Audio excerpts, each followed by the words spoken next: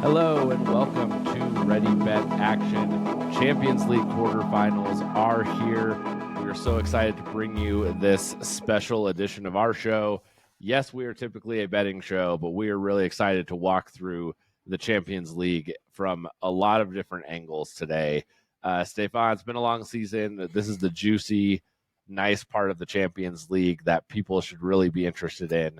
How excited are you for this to get kicked off the next couple weeks? I'm really excited, though. It has been, like you said, a long time coming. We just had the round of 16 not too long ago, and we'll talk about some of that. But really excited to just do kind of a game-by-game breakdown here and look at it not only from a betting perspective, but also seeing like what the market, what the odds-on favorites, what that tells us about these games and what we can expect. And then just talk about some of the narratives, talk about some of the coaches and the key matchups. And then, of course, who we think is going to advance and maybe who we see in the finals as well. So really excited to talk about these quarterfinals. Champions League, it is always a beautiful time. Let's talk about this table. Let's talk about who is left and who is sitting in this table, because I think this is a juicy table for soccer fans, and I think it's an interesting one to be looking at. We're going to get some really exciting matchups for players and whatnot. You want to walk us through kind of the quadrants and what's going on with this table here? Yeah, so firstly, this is the last year that they did a quarterfinal draw. So from this year on, it's going to be seeded like March Madness is in the States, which is going on right now. On the left side of the bracket, as you can see here, we have kind of three of the four favorites, and Bayern Munich is a historical powerhouse. So we've got Arsenal playing Bayern Munich. The winner of that will take on the winner of Real Madrid, Man City, which is extremely exciting. They've faced each other the last two seasons.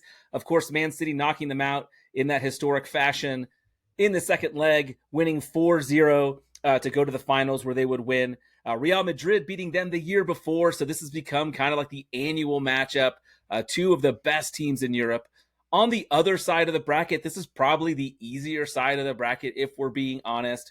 I don't think so quite as much as others, because I have a lot of respect for these first two teams, Atletico Madrid and Dortmund. Dortmund especially after the weekend where they just beat Bayern Munich 2-0. Super exciting. And then our final two teams are Paris Saint-Germain and Barcelona. So the winner of those two teams will meet. So we could have a all-Spanish final if Atletico Madrid and Real Madrid can advance, but we cannot have an all-English final.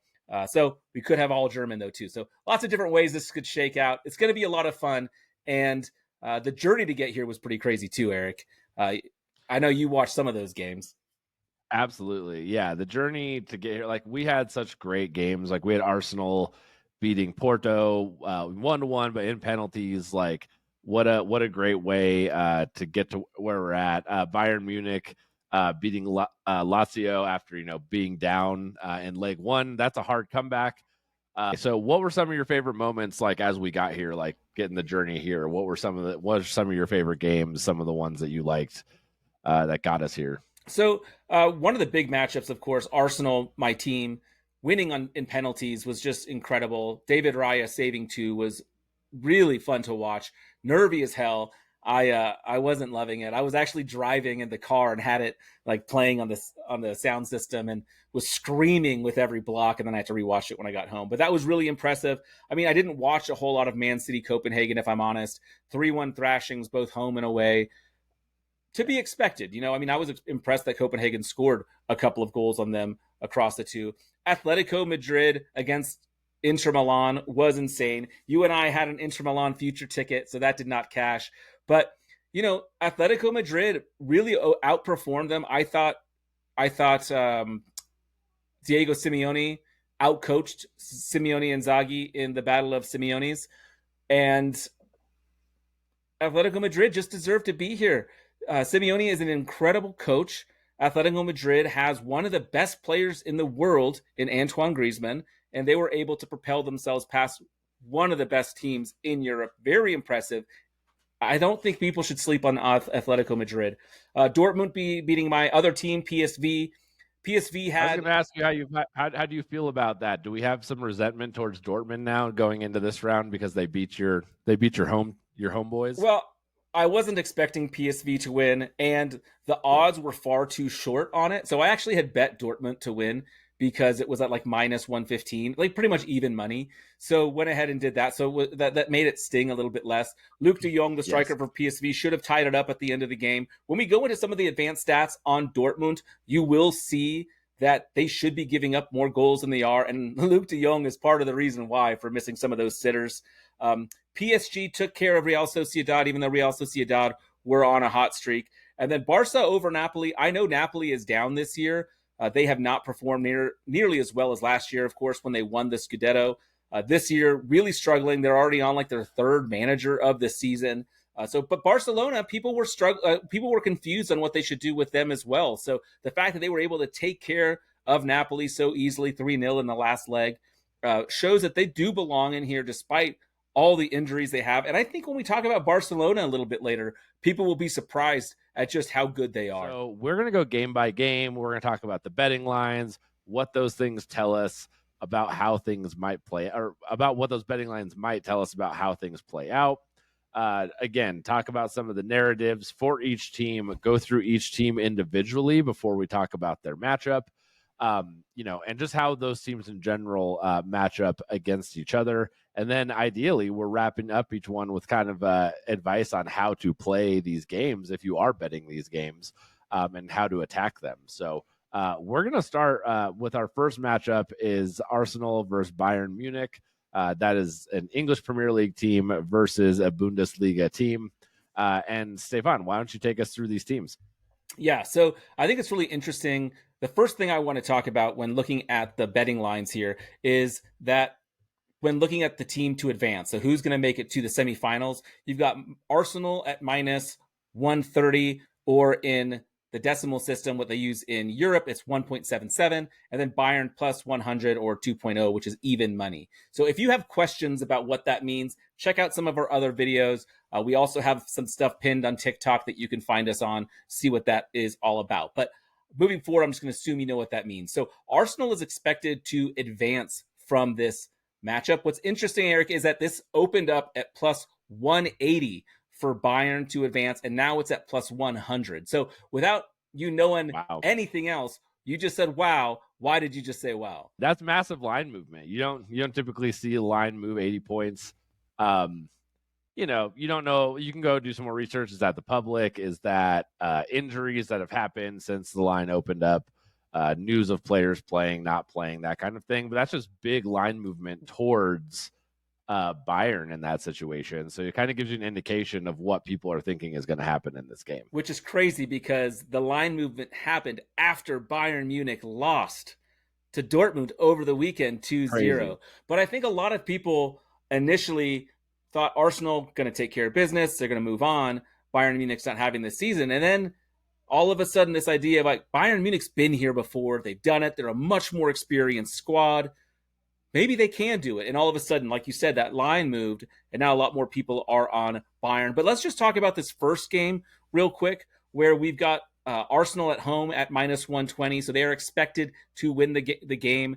A draw comes in at plus 280, and the away team, which is Bayern Munich, at plus 310 or 4.1. So quite a long shot that Bayern is going to win this game from what the odds makers say. The double chance means you're either going to win or tie, and they've got Arsenal at minus 425, which is very, very short number, and Bayern at minus 110, which is just about even. So if you want to bet that you think Bayern is not going to lose, they'll either win or draw, you'll pretty much make your money back if they win, plus your original bet. Wow. But Arsenal, minus 425, they really think Arsenal is going to get a result, either a draw or a win from this matchup. Yeah. Looking at Bayern, like talking about them losing to Dortmund, prior to that, they had won 3 of their last 4 to end what was a 3-game losing streak. So they are kind of, and that's in all competitions. So that I think includes that Lazio, that first game against Lazio in Italy. So you kind of see that this team has been pretty streaky. They've compiled, they kind of clustered their losses and draws together and then gone on really long winning streaks. But that's something that's a little bit unusual for this Bayern Munich club. Well, it's interesting that they can be sitting here because, like, if you look at their league standings, like, neither of these teams, first of all, are at the top of their table, although Arsenal is very close. but Bayern sitting far behind Leverkusen, who's going to win. I mean, to me, Yes. with how many games we have left, I think Leverkusen's going to win the Bundesliga at this point. So you have to assume that Bayern now is focusing all of their energy on this Champions League. Like, you see that a lot in European football, where it's like, they kind of understand when to be resting their players. Honestly, do I think Bayern's throwing games like for some of these losses that you're talking about? No, but they might be. I've been seeing the writing on the wall and had some strategic resting going on, and things were like their focus is on the Champions League this year. Is that crazy to say? Or I mean, that's a pretty popular take, is the fact that Arsenal is in a title race right now. They're in second place. Liverpool winning today kind of propels them above them, but momentarily. So they don't have the luxury to rotate their squad on Saturday when they face Brighton on the road. They need to win that game. To your point, Bayern can rotate a little bit, maybe not throw games, but allow players to come in who usually don't start and maybe pick up some of those minutes so that they can be fully fit for Tuesday's matchup. Absolutely, that I think that plays into it, and especially in the second leg, and then whichever teams progress, being in that hunt for the title definitely can impact it. But to me, for Arsenal, this is one of those matchups that they've got no reservations about. They have to perform at home. But Bayern has also, like, to your point, like, they're closer to fifth place, which is Red Bull Leipzig. They're closer to fifth place than they are to first place, because I think they're 12 points off of Leverkusen after the 10. loss. 10 points. Yeah, so they're 13 off Leverkusen, 10 off Leipzig for fifth. So yeah, so pretty crazy. And I think, Eric, this is maybe not conspiracy theory-ish, but maybe a little bit out there. So last year during the season, Bayern was not thrilled with how things were going, and they sacked their manager Nagelsmann, and they went ahead and went with Thomas Tuchel, who we know from his time at Chelsea. But since that time, there's been a lot of kind of unrest in the locker room. Guys like Manuel Neuer have been frustrated. Some of the midfield has been frustrated. And that, I mean, Bayern Munich, Club Hollywood, like, they get a lot of shit anyway. And this doesn't help that situation at all. And I think that's kind of an underrated impact that's had. Yes, Tuchel is a great coach. I think he's obviously won before. But to have an upset locker room, there's always an impact. We see it in every sport. You don't want that at all, especially when it's your coach. But I feel like we've been kind of negative on Bayern Munich. It's probably time to talk a little bit more positively about them, because they are a freaking amazing squad this year.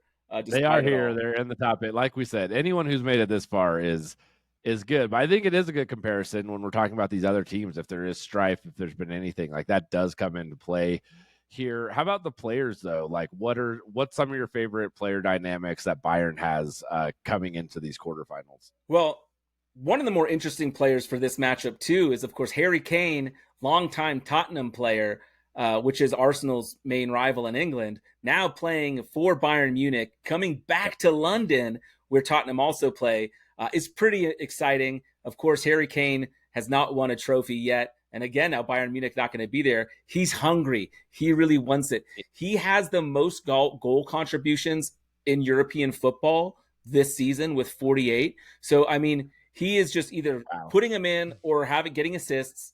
A lot of them are goals. Like, he is a scoring machine this year.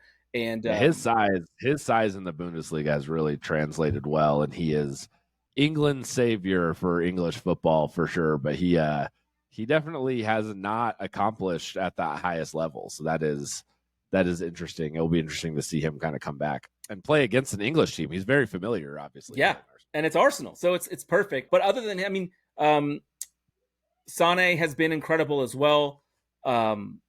Musiala has scored 2 goals and has an assist in 7 games in the Champions League. He is one of the young up-and-coming stars. You can see the video of him right now as he's dribbling all over the place. I mean, the dude has skills. He's probably going to win Youngster of the Year award. Incredible player. You gotta respect just how dynamic he can be. He's got 16 goal contributions as well this year. So really a great team attacking-wise. I do get a little bit concerned with their midfield. Kimmich is one of the guys that's been frustrated lately.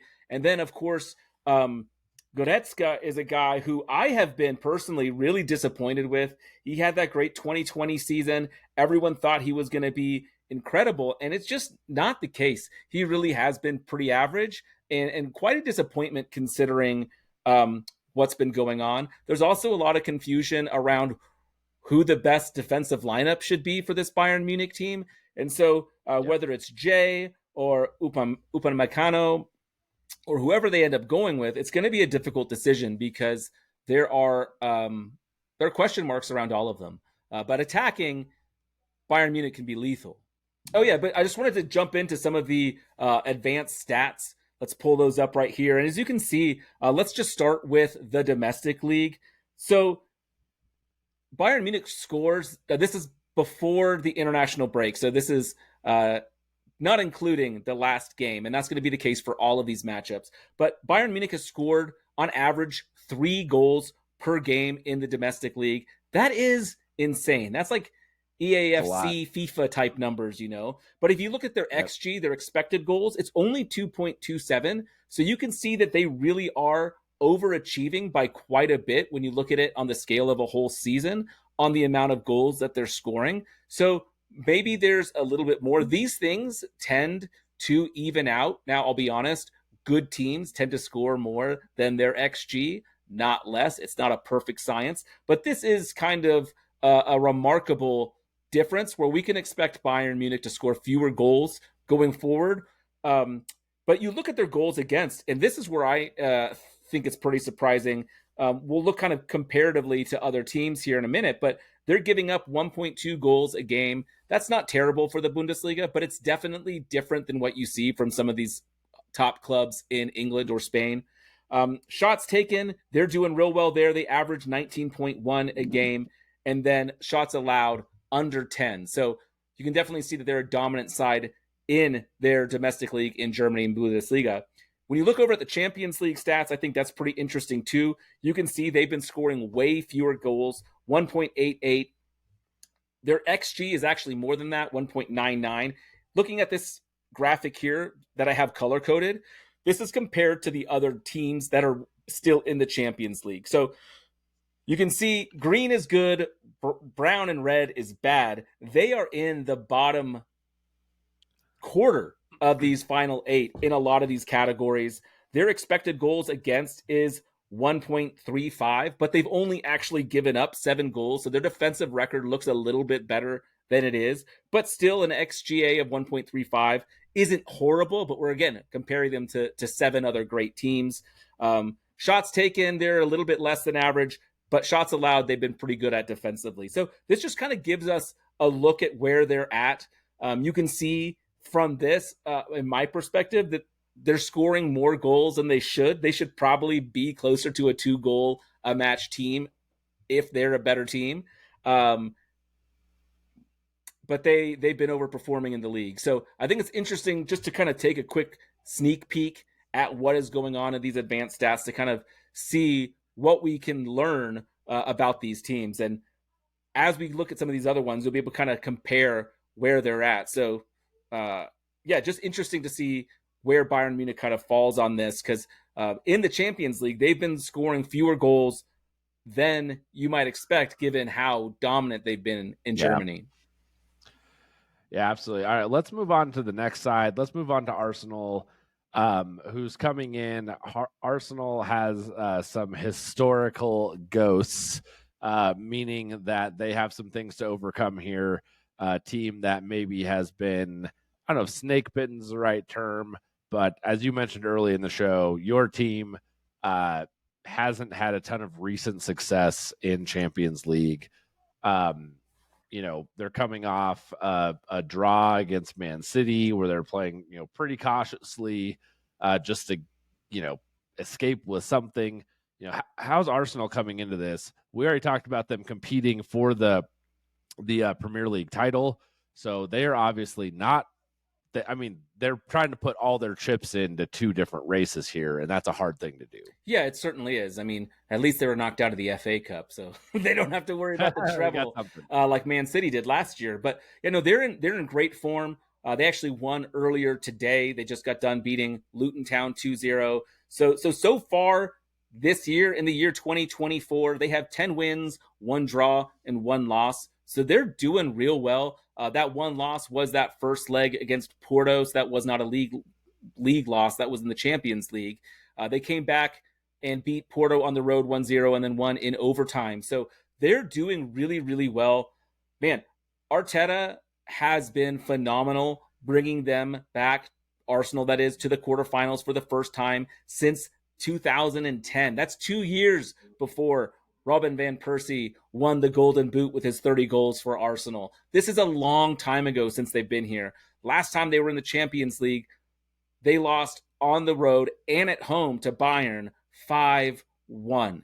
So they're meeting up with Bayern again after just being embarrassed, and they need to overcome that. That is good. Why don't you talk through a few of your other players, some of your favorite aspects? Like, let's talk about the strength of Arsenal, being stability in their midfield, some of the other players that you've really been loving on your team this year, before we dive into some more advanced stats and analytics for Arsenal. Yeah, so, and then they'll kind of flow into one another, but Arsenal's leading the league in goals this year, 72 goals at the moment in the Prem. That's incredible. But to me, that is not the main story. To me, the main story is how Mikel Arteta has reworked the midfield, bringing in Declan Rice and now Thomas Partey being healthy. Declan Rice has been the linchpin for this team because he's been able to settle down what was a pretty sporadic midfield at times that got overrun last year. But what that's allowed is it's given Saliba and Gabriel confidence to actually shine defensively. And these 2 dudes, as you can see on the screen right now, are absolutely phenomenal. You look at any list of top defenders in Europe, top defenders in the world, whether it's based on, their match ratings, whether it's based on their market value, both of them are going to be in the top 6 across Europe, and they get to play with each other day in and day out. They're both super young, both under 20, I think 23 and 26 years old. Both play for their nation as well, in France and Brazil. So these guys are experienced, they're getting better, and they have been dominant this year. That's why Arsenal has been able to be so successful, is because their breakout performances this year, as they've gained that confidence and just playing together week in and week out, they've both been healthy, has been a huge difference. Last year, when Arsenal started to tail off at the end of the year and Man City kind of ran away with it towards the end there, a lot of that went hand in hand with Saliba's injury. When he went down, Arsenal really started to struggle. One of the big key things that I think is super interesting against Manchester City and Liverpool, the 2 other top performers in England, in those 4 games, Arsenal's only given up 2 goals. They really know how to lock in and defend and make sure they don't concede. Going forward, of course, they've been great, even though they don't have a traditional striker. A lot of people complain about that. Their goals really are spread apart. My concern for Arsenal, actually, so many of their goals come on set pieces. They lead the Premier League in set pieces goals. That's goals off of free kicks or corners. They sometimes struggle against really strong teams to create opportunities and create chances. And to me, that could be a bit of a scare in the Champions League against Bayern Munich. And if they would advance, even moving beyond that, is as they meet up against these good teams, can they create an open play, or are they going to be depending on set pieces? Yeah, that's always interesting when there's not like that star anchoring kind of striker go to, like Harry Kane. Exactly. We talked about. Exactly. Obviously, Arsenal doesn't have a Harry Kane to rely on, but they have a lot of other strengths. They have a lot of maybe a more complete team, than what Bayern is rolling out there for this particular matchup. What about other advanced stats? Let's take a second to look at these advanced stats.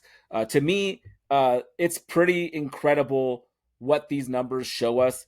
If you look, let's start in the domestic league, where they're not scoring quite as much as Bayern on a per game basis at 2.5, but you can see their XG is only 1.91. So again, they're scoring more goals than we would expect. But the shocking numbers to me for Arsenal is when you look at their goals against, only giving up 24 goals is crazy this deep into the year. And their XGA isn't much different from that at 24.6. So they're legit. They're not giving up many goals, and they shouldn't be given how they're playing, giving up 0.86 goals a game. Only allowing 8.3 shots is incredible. I know some of the Yeah. teams they play against are Burnley and Sheffield United, and they don't, threaten much. But they're also playing teams like Manchester City and Liverpool, so they're doing incredible. And again, getting 17.1 off a game. But if you look at what's happening in the Champions League, when you look at those shots numbers, they dropped down to only 100 shots taken so far in the Champions League, averaging only 12 and a half shots per game, which is by far Yeah. the lowest of every team. Again, what we were talking about that defensively, they kind of suck back what you alluded to in their game against Manchester City over the weekend. They brought Saka, they brought Trossard, their wingers. They brought them back to play much more defensively and to help their wingbacks so that they wouldn't get exposed by guys like Foden and Grealish and others. So definitely something that they're willing to do. They're willing to sacrifice a couple goals to make sure that they're able to withstand attacks. Goals for, they've been averaging 2.13 goals. They've scored 17 basically in the Champions League, which is right up there towards the top, but quite a far ways off the leaders. But their expected goals only at 1.5, which is 7th place, which is pretty bad actually when you're looking at these teams. Yeah, they're playing, like you mentioned, they're playing this very kind of patient, kind of more efficient though style of offense. However, like that can work against you if you get down. If you get down and need a goal, or you need one fast because of timing, like patient and safe is not necessarily working in your favor. So maybe that's something that Bayern can exploit. If they're somehow able to get an early goal, go up early, make Arsenal play outside of their comfort zone, which is kind of this like lower shot taking, patient safe. I mean that is their comfort zone. Like, but to get them out of that, they might be forcing them into shots and things that they're not as comfortable with. So Bayern might be looking to score early in this one, but I hope I'm not spoiling any of your strategies as we're coming up. But you speaking to that style of play is spot on, because Arsenal has not trailed this year. Like in 2024, they have not gone behind. So they've either been tied or they've gone ahead and then someone else is tied.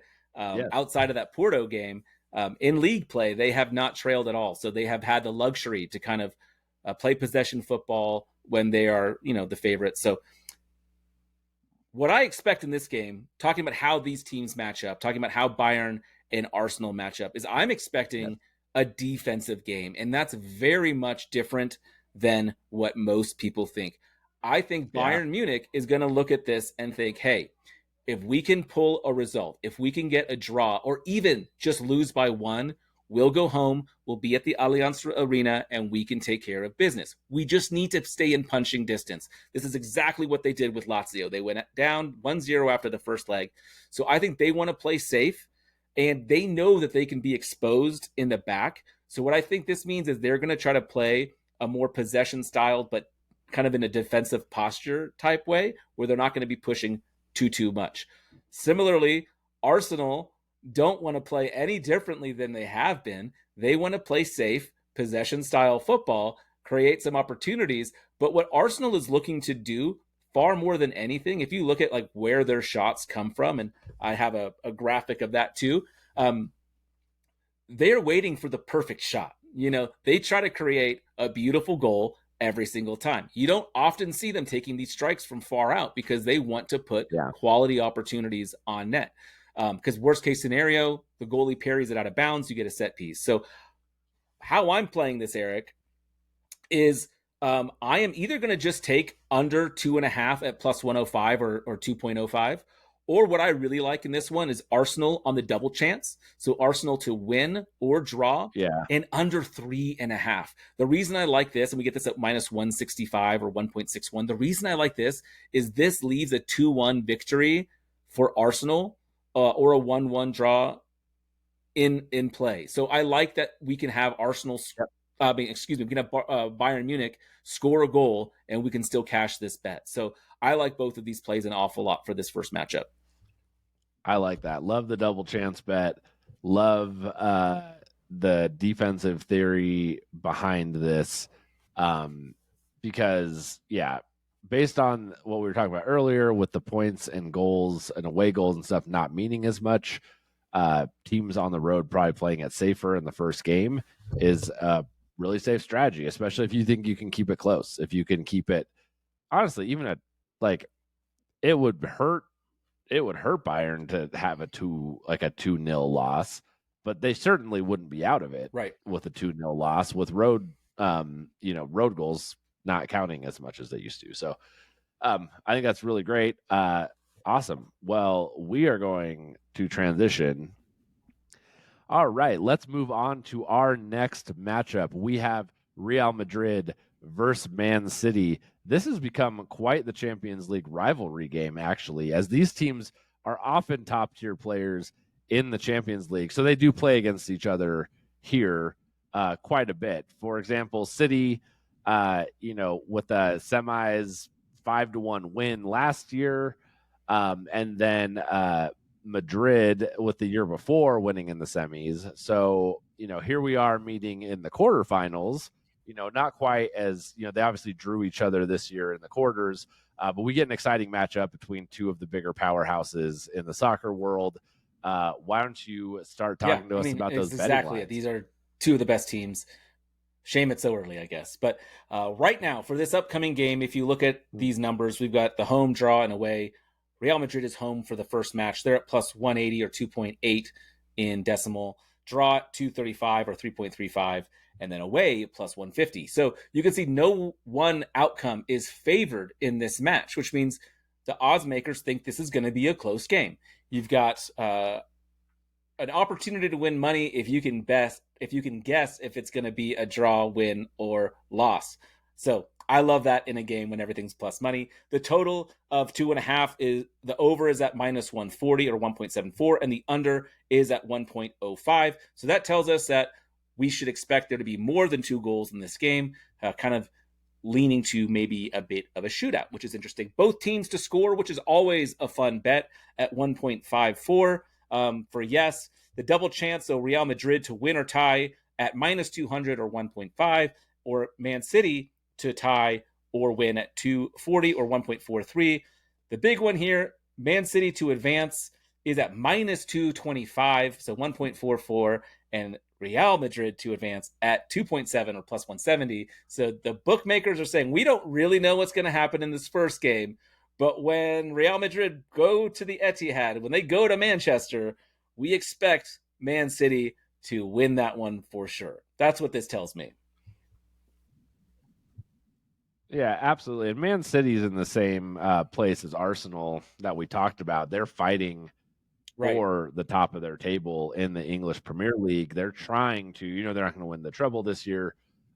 That's obviously like nearly impossible to do. However, like they still have this shot of winning Champions League and the Premier League. So they are also kind of focusing their efforts on two fronts here. Why don't you take us through a little bit about Man City? The type of form that they've been in lately has been pretty impressive.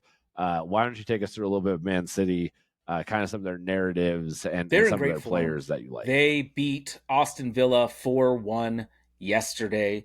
Before that, they had that draw versus Arsenal, which honestly, I'm an Arsenal fan, and Manchester City I thought was the better team that day. Hats off to Arteta for getting a result, but Manchester City had far more chances, far more opportunities, and kind of surprised that they didn't put one of those away, honestly. But they're doing so well. The betting odds for Manchester United to win the whole thing, they're the favorites for the Champions League, are at plus 200 or 3 point. Yeah, sorry. Man City. It's crazy. Like that's considering it's only the quarterfinals and that's all the money you get betting on them. People are expecting them to win. They are the favorites for a reason, but they've been doing so well. Like they had to play Arsenal and Liverpool recently. They were able to draw both of those games. So they've been dominant. They really have been. Foden scored a hat trick against Villa. He continues to be absolutely amazing. In my opinion, even as an Arsenal fan, I think Phil Foden is the best winger in the Premier League. Absolutely incredible. Haaland, I don't understand this guy. 23 goal contributions in 23 Premier League games. Overall, he has 49 goal contributions in 47 Crazy. games played this year. So averaging more than a goal or assist per match. Insane. Of course, he did get 5 in one game against Luton last month. So he can do that. But anytime I see Holland play, it's Yeah. just like watching a cyborg out there just With mechanically taking with people beautiful apart. hair. Like it's With beautiful hair. pretty nuts. Um, I like it when he Beautiful hair. Speaking of beautiful hair, though, De Bruyne is or the Ginger Jesus back, baby. is And he did back. not waste any time. His first game back, he had a goal contribution that led to a huge win. So De Bruyne being back is the difference for me. I think some of the struggles earlier on in the year, like losing to Wolves, was because they weren't 100% sure on what their lineup would be or should be. And that still is a question with Jack Grealish not being in great form, having a lot of options in the midfield. Who do you pair it with? Do you play Alvarez centrally? Do you take Alvarez in off the bench? A lot of questions for them. But Rodri in their midfield continues to be one of the best players in the world at the moment. He also scored against Aston Villa. Incredible. This is insane to me. In games he has started for Manchester City, he has yet to lose. Stupid. So pretty incredible for him. And he's not, it's not just like one of those weird stats. Like he's a real reason why, as a central cog in that midfield, someone who the game really has to play through. So interesting to see how that'll shake out. Ake being injured hurts a little bit for them, but again, they've got so much depth with Guardiol, Ruben Diaz. It'll be interesting to see if Walker is able to play. Walker was one of the few people that could really slow down Real Madrid last year in the Champions League. So it'll be interesting to see if he's fit and able to take on Vinny Jr. But those are some of those teams that I really am. I mean, some of the players that I've really been impressed with Man City. Of course, Ederson is one of the best goalies in the world. So excited to see what they can do. Nervous as hell. But when we get into these advanced stats, if you don't mind if I jump there real quick here, they've scored 63 goals. Well, now I guess 67 goals. I'm trying to do math in my head, which is always dangerous. But 63 from when I did the numbers, averaging 2.25 a game. Their XG just a little bit under that, so they're scoring about as much as they should. Their expected goals a little bit less. Again, I said that can be kind of normal. But you look at their expected goals against in the domestic league, they've given up an average 1 goal a game, which is pretty damn good. Their XG is even better than that, 0.96. So again, speaking to, and again, it's not necessarily that their defense is so strong. It's just that teams have to defend so much against this onslaught and the possession and the beautiful football that Pep Guardiola has them playing, where they're able to possess and pass and create opportunities and really just take control of the game. It doesn't really matter who they play. So that, I think, speaks more to that defensive number. You look at their shots taken, by far, in a way, just one of the best teams in Europe from that perspective. And you look at them, how they compare to the other teams in the Champions League and domestically, you just see a bunch of green all over this screen, except for in one key spot, and that's goals against. Goals against, they were giving up 1.13 goals in the Champions League against teams like Copenhagen, which they scored against them in both rounds, which is just bizarre. But if you look at their expected goals against, it's at 0.64, so half of that. They've given up twice as many goals as they should have. So to me, that's fluky. That will adjust. They're just fine defensively, and I think we should respect them moving forward. And it's not like I'm telling anyone anything they don't know. Everyone does. So Manchester City's for real is what these numbers tell me. Yeah. And maybe even a little bit more for real than we might think. Yeah, Man City, the defending champ, only been getting better as the year goes on. Which you could have expected, a bit of a hangover coming off a treble, historic type win like that. But even to say it was a hangover is a little bit of a disservice. This team really doesn't lose a step, and will probably continue to be there, and will likely be there in the final. But I don't want to spoil anything in case you have some picks here at the end of this. Let's move on to Real Madrid. Real Madrid is currently sitting on the top of the La Liga table by 8 points. to say they have it locked is probably an exaggeration, but they do have some room to coast. They're likely going to win that league. Therefore, they're coming into this with maybe a little less pressure for their league play, and they are coming in after beating Red Bull Leipzig, which is one of our favorite teams to bet on actually this year, 2-1 aggregate. So why don't you take us through Real Madrid and what you Another like team about the that I was, when digging into it, like, Real Madrid's great, but I had not realized just how good they were. Only 2 losses all year, both of those coming at Atletico Madrid, one in a cup tie and one in a league match. But other than that, they have not lost. So absolutely unreal.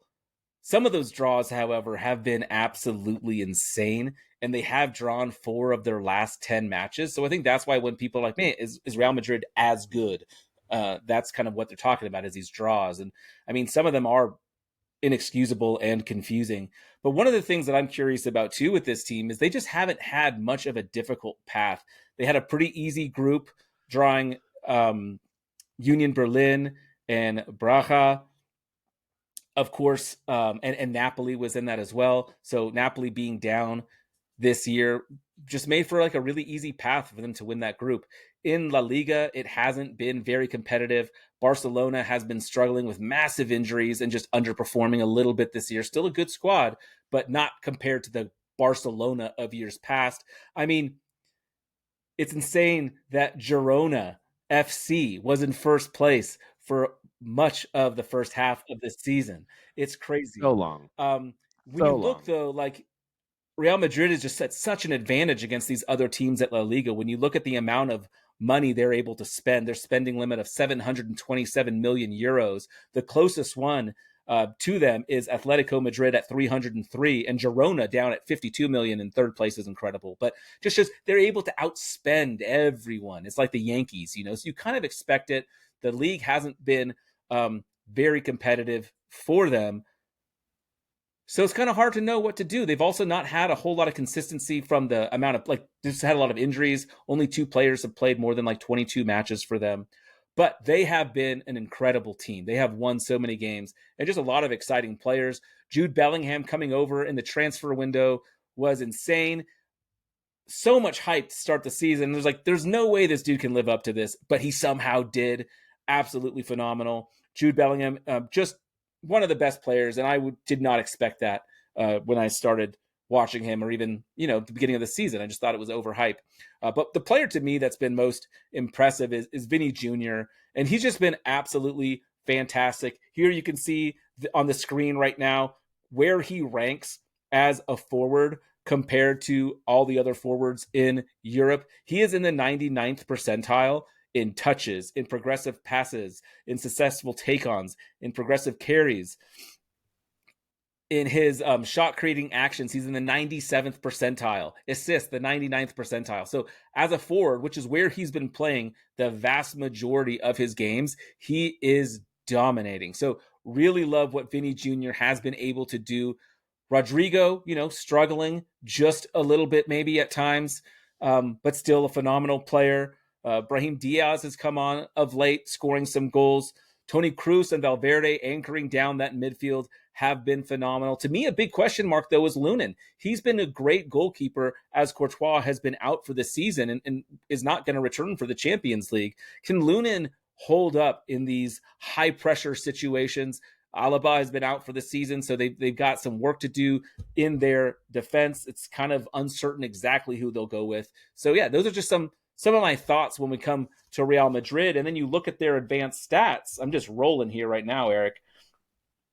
But you look at their advanced stats, and when you look at it domestically, it's all really impressive. Lots of green on the board right now as you look at them scoring, 2.2 goals a game with an XG of 2.0. So, pretty much right where you would expect. You look at that goals against, only 20 goals against. Absolutely insane. But when you look at the expected goals, it's a bit of a different story. It's still really, really good at 1.06, but not quite as good as what they're actually doing.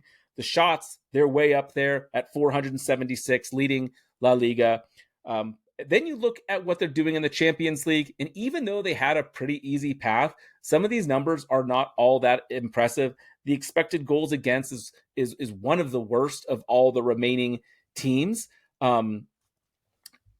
which kind of leads to my bet here, where we're talking about Man City getting off tons of shots. We're talking about Man City being incredible offensively, scoring goals at will. And then you look at these numbers for Real Madrid, and they're overperforming defensively.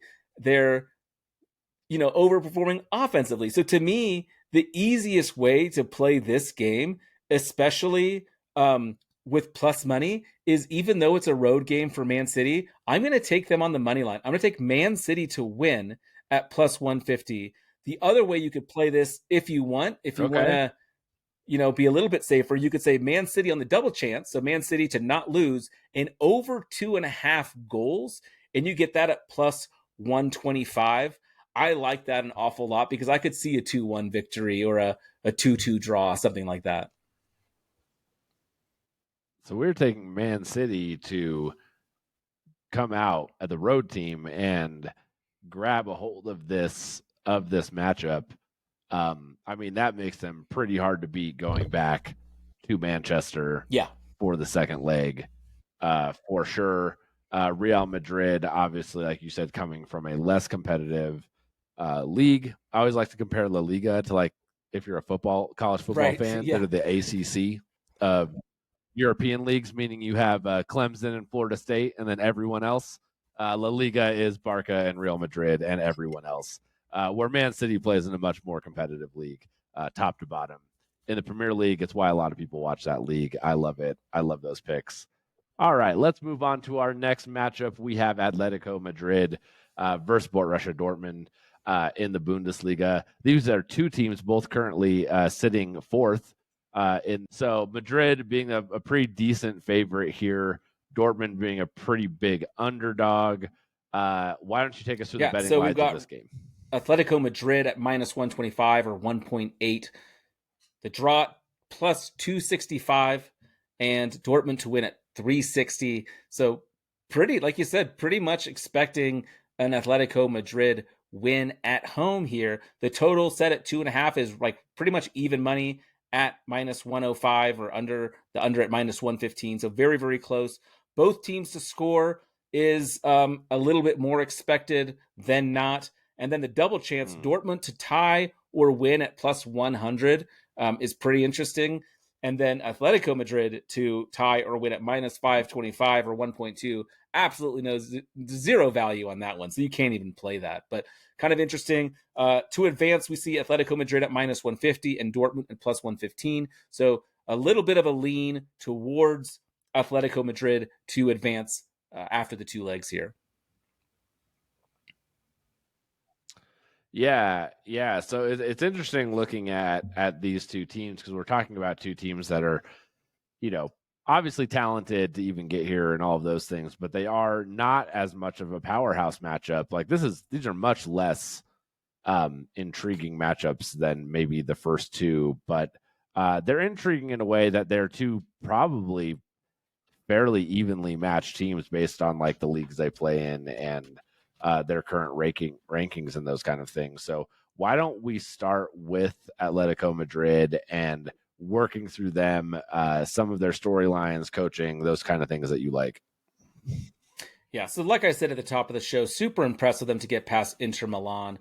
One of my big concerns for Atletico Madrid is the fact that up until last weekend, they had not won a road game since January. So really struggling on the road. They get this first one at home, though. Usually you want the second leg to be at home, but I actually think it works in Atletico Madrid's favor to be at home to start this off and see what they can do. So interesting to see what's going to take place here. That, like I said, that road win against Villarreal was huge. I'm impressed with this team because they're, like I said, in the Real Madrid part, they're the only team that's beaten Real Madrid. They've beaten some really good teams. Excellent coaching by Simeone. They've gone on runs of 4 wins, 5 wins, 6 wins in a row. They can be absolutely dominant. But can they continue on in the Champions League when the stakes are just a little bit higher? And they've really, really struggled with consistency. Yeah, so while Atletico has been inconsistent, they still have a world-class player in Antoine Griezmann. French player. If you watch the World Cup as a casual fan, you have definitely seen him. He's one of my favorite players. Fun to watch. But real big question is who's going to be attacking with him. Why don't you talk to us a little bit? I know one of your boys, the namesake of your feline in your household, is on this Yes. list. Take us through his attacking partners, who you like. Well, Memphis was crucial in that win against Inter Milan, coming off the bench, scoring the game winner, which sent the game to overtime because they had lost the first leg. But Memphis was incredible. He played so well in that game. He's backed it up since then. He's been really crucial off the bench this year, as Morata has been the one starting, or Correa at times. But Memphis was given a couple of shots to start, and I'm not exactly sure what they're going to do with him. I don't know if it's going to be Memphis. I don't know if it's going to be Morata. I don't know if they're going to try to squeeze them all in. Llorente's been really good for them too in the midfield. So it'll be interesting to see how Simeone decides to attack it. I think he'll probably go with Morata and have Memphis come in again about the 60th minute for some pace and some legs to close it out.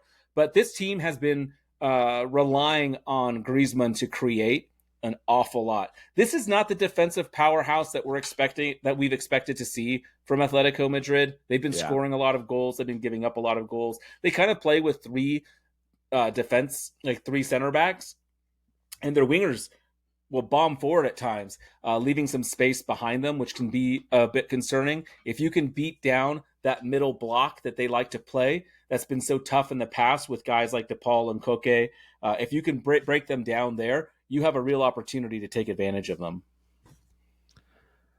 That is great. I think we can move on to their competition now. Let's talk about Dortmund.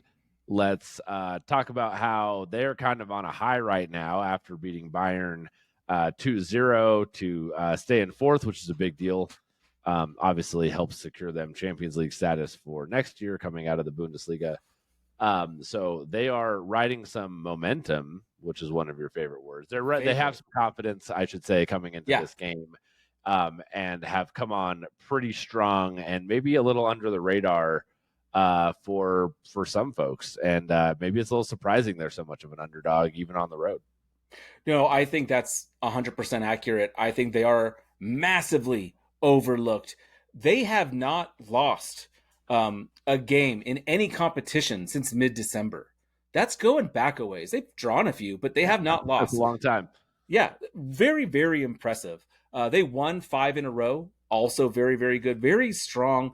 And a lot of that happens, and I know our English fans are going to hate this, but a lot of it coincides with Jadon Sancho coming over in January. Yeah, they started hitting a bit of a stride before then, but he's really solidified their attack. Their attack has become something somewhat of a force to be reckoned with. Jadon Sancho's been good. Marco Reus, when he plays, has been excellent. Füllkrug is not a dynamic player, but he can score goals. And then Daniel Malen has been exceptional. He kind of reminds me of Arjen Robben at times, bombing down the right wing, cutting over and smashing a goal. Absolutely incredible. He has looked dominant lately. Rafael van der Vaart, one of Holland's great historic players, is currently a pundit in the Netherlands, and he thinks Daniel Malen is set to break out and could be a massive player moving forward, and I don't disagree. He is really, really good. So this attack, underrated. Matt Hummels and Schlotterbeck still kind of anchor their defense. They're both very good. Sabitzer in the midfield with Emre Can, really solid team. I think this team is a little underrated. I think they deserve to be in the quarterfinals, which is kind of a hot take. That is great. And they're underrated. Remember, we're playing aggregate. We're playing 2 legs. So we're going to move into your the ways that you think we should play this game. And you actually like Madrid on the money line in this game. So I do. And I don't. I'm back. You don't love it. Back and forth. I like my other play a little bit more, which is both teams to score a goal at -125 or 1.8. Okay. I do think they're able to put one in, but I could see this being a 2-1 Atletico Madrid win. I think that's in the cards. Atletico at home are so tough. Borussia Dortmund at home are so tough. I wouldn't be surprised if both teams win their home match. and we might have some extra time in this one. Again, me picking both teams to score is because of the dynamic offense that Borussia Dortmund have been playing lately, even against Bayern Munich, where they were playing very defensively. And I think they'll try that. They can break on that counterattack so quickly with Jadon Sancho and Malen running down the wings. So a really exciting team to watch. This will be a fun game for the casual, even though it's not like Real Madrid, Man City. Yeah. Yeah, you mentioned extra time. I think for those of us who don't watch, or who maybe mostly watch tournament soccer, I think there's a lot of those folks who could be listening. Really, are we getting extra time only in the second game because it could have to break the aggregate? But really, you're not going to get in the first game. It'll end in a draw like normal. Correct.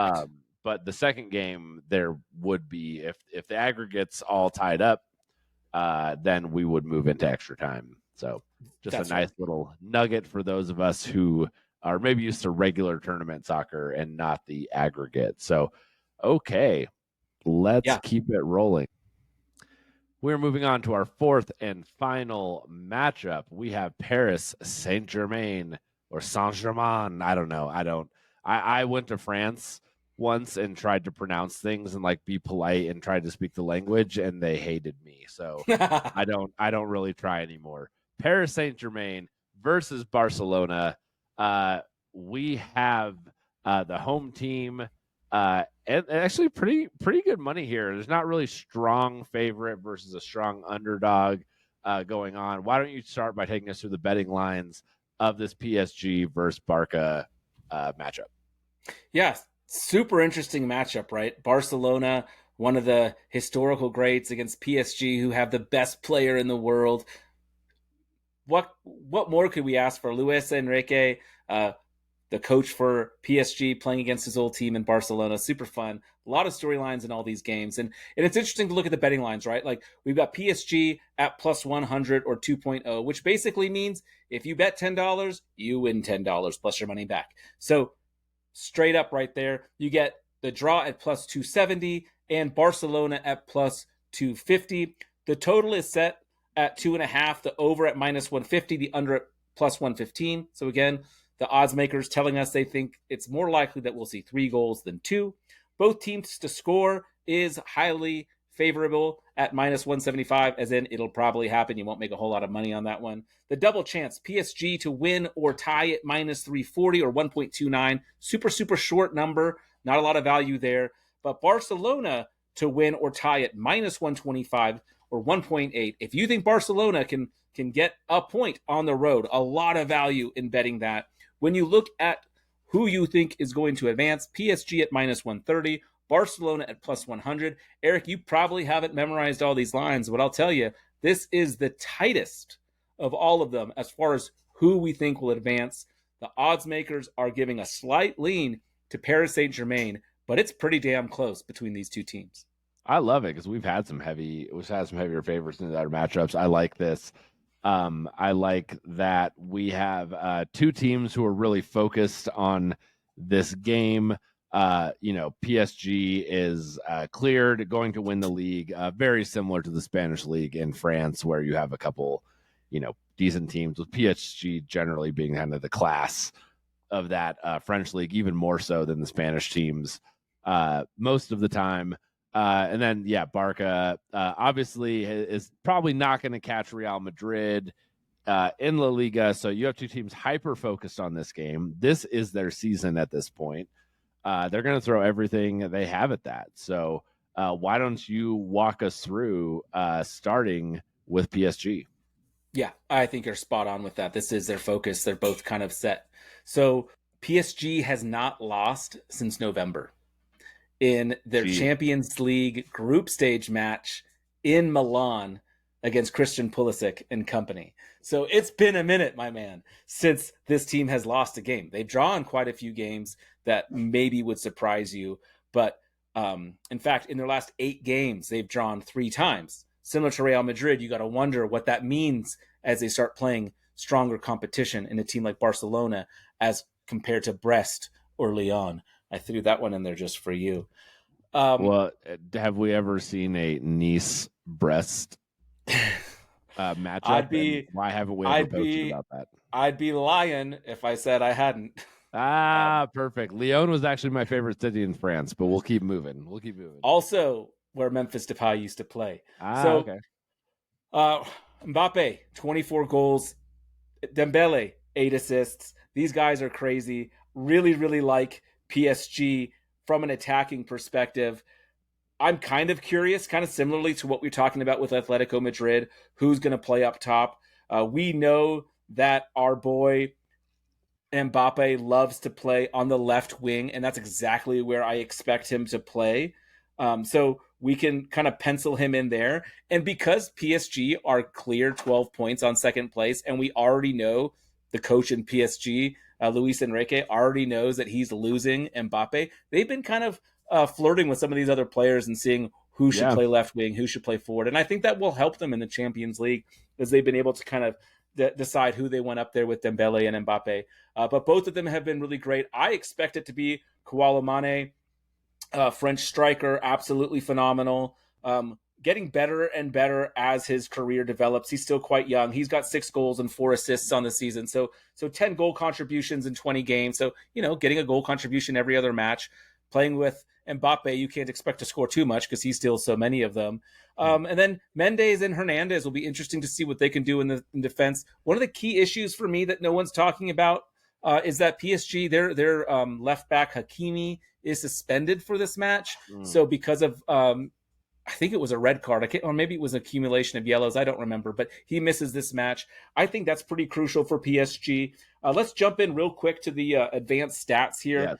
And I'm going to pull up the screen here that just kind of shows you where they at when you compare them to everyone else. Look at those goals, Eric. 62 goals in the domestic league. Again, they're playing a bunch of farmers at times in France. I'm throwing some shade there. 2.38. Their true. expected goals per game is quite a bit less than that at 1.88. Their goals against only given up 23 goals, but they were expected to give up 10 more than that. So the numbers aren't really telling us the whole story. Some of that could be the volatility in the league itself, just with the discrepancy in players from the top to the bottom. Just like you said, it's pretty lopsided league. But let's compare them to other Champions League teams. You can see the only category that they really excel in is expected goals at 2.2. So that's good. Offensively, you would expect that with Mbappe. Everywhere else, though, they have been a little bit disappointing. You look at the goals against and the expected goals against is not at the right side of the table. So interesting to see what is all going to happen as we move forward against this Barcelona team that might be a little bit feisty. Yeah. If I compared La Liga to the ACC, I'm going to make a March Madness reference because we're here. League One, the French league, is the West Coast Conference in college basketball, meaning there's only Gonzaga. And every once in a while, St. Mary's. And St. Mary's on occasion, right? Like you'll have Monaco, you'll have someone make some noise. Yep. But it's like it is that. So there you go, American sports fans. It really is kind of a one-team league coming out of France. But we don't need to focus on just those French teams. Let's talk about Barcelona. Barcelona is had a bit of early season struggles. 7 losses and 2 draws in 19 matches, between October and January. However, they've rounded into form quite a bit, have not lost in 2 months, have jumped Granada, who is a Man City owner-funded team. Did we mention that, by the way? Girona, yeah. I think Girona. Sorry. Yeah. I didn't. I got Granada and Girona mixed up, but yeah, they are in second place in La Liga, have jumped Girona, and have not lost in 2 months. Why don't you walk us through Barca, what you like, what you don't like, players, all that? Yeah, I mean, you said it right there. People keep talking about how bad this Barcelona team is because I think that's what we remember is that October to January window. And we kind of forget how great they're playing right now. Lewandowski, love him, playing well this year for Barcelona. He has 13 goals in the season, maybe not as much as you'd like, but that's still pretty good. Yamal the youngster, the 16-year-old. Can you imagine playing for Barcelona at age 16? Lionel Messi can, but yeah, so stupid. Not a lot of other people besides Lionel Messi can say that. Right. And João Felix coming over on loan has been really key for them as well. The big question for them isn't who's starting, it's who's missing. Like, is Frankie de Jong going to be back? One of the best defensive midfielders. He's not really a defensive midfielder, but he can be. He's just one of the best midfielders in the world. And missing him is certainly an issue for them. Gondouan has been great. He is playing. He's been a key to that midfield. So with him healthy, if Frankie de Jong can get back, he might be back for the second game. I'm not so sure about this first one next week. It could be a bit of a disappointment. Pedri, we still don't know if he's going to be playing. So just makes that João Felix even more important to this match. So really curious to see how they line up. They've got a fantastic goalie in Ter Stegen.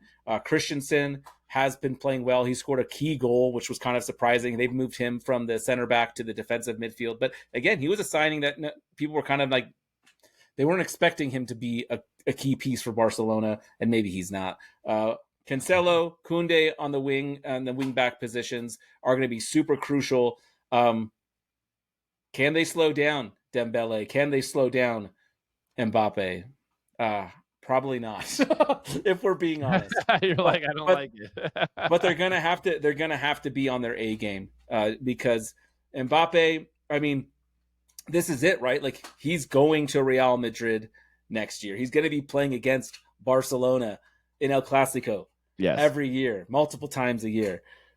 This is his opportunity right now. So to me, do you take the team play of Barcelona, who probably are a little bit deeper position by position than PSG, or do you take PSG with the best player in the world? You've got Dembele. I mean, it's a tough one. I can see why the odds are so close, and these games are really, this game in particular is probably the hardest one to project a winner. That's hard. I do like your plays here that we're about to get into. I like the best players on the biggest stages. Mbappe has done this, World Cup, whatever level type player. And I do like your picks here of your ways to play it, which is PSG on the money line. And you have another one for us. Yeah, and PSG to advance. I think they win this first game. And honestly, if they're going to advance, they really need to win this first game. So we're going to take them on the money line at plus 100, and then we're also going to take them to just advance. So pretty confident. I shouldn't say that. I'm moderately confident that PSG will. And it comes down to Mbappe. Lead pipe block. Right. It comes down to Mbappe, really. And maybe that's a lazy take. I think he is going to enjoy the opportunity to put the team on his back, much like he did in the World Cup at times, even though he had a crazy roster full of players. But really, really expecting a lot from him. And I think Dembele is going to shine as well in this matchup. And I think the injuries for Barcelona, the inconsistency throughout the beginning of the year, some of the youth on the team could just, I mean, having Yamal play this many minutes is a lot to put on someone. Having to rely on this much youth, this much inexperience, this much changeover. Again, PSG, to me, I think it's just going to be their moment, which is interesting because then you have PSG against either Atletico or Dortmund, which again, you expect PSG to be favored. And then all of a sudden, is PSG going to be in the Champions League final? Is Mbappe, with his last year, going to take Paris to the final? I mean, talk about a fun exit story. That would be a lot of fun. I am locked in for it. Thank you for hanging around with us. We are Ready Bet Action. Don't forget to follow us on TikTok, Instagram, X, and wherever you get your podcast. You can find the full episode of this as well as broken out episodes, depending on the matchups that you like, out on our YouTube channel. Please hit subscribe, like. All of the positive buttons really help us out. Yes. So do that on all of these socials for us. We hope you enjoyed this rundown of the Champions League. But to end this, we're going to have Stefan run down his summary of his bets and our betting picks for the Champions League over the next 2 weeks. Yes, so we are going to start with, for this first leg, we're going to take Arsenal on the double chance and under 3.5 at -165. In the Man City Real Madrid game, I am going to take Man City on the money line at +150. I'm also going to take Man City on the double chance and over 2.5 goals at +125 or 2.25. In the Atletico Madrid Dortmund game, we're going to take both teams to score at -125. And finally, in the PSG versus Barcelona game, we're going to take PSG on the money line, PSG to win the game, that is, at +100, 2.0. And we're going to take PSG to advance at -130, 1.77 for all you Europeans out there, which I am also one. You are one of them. All for right. myself. Thank you, everybody. Good luck. Enjoy this Champions League season. We'll be back at you with our normal weekly content and as well as hopefully an NBA show here breaking down the NBA playoffs soon. So we will see you around and we will talk to you later.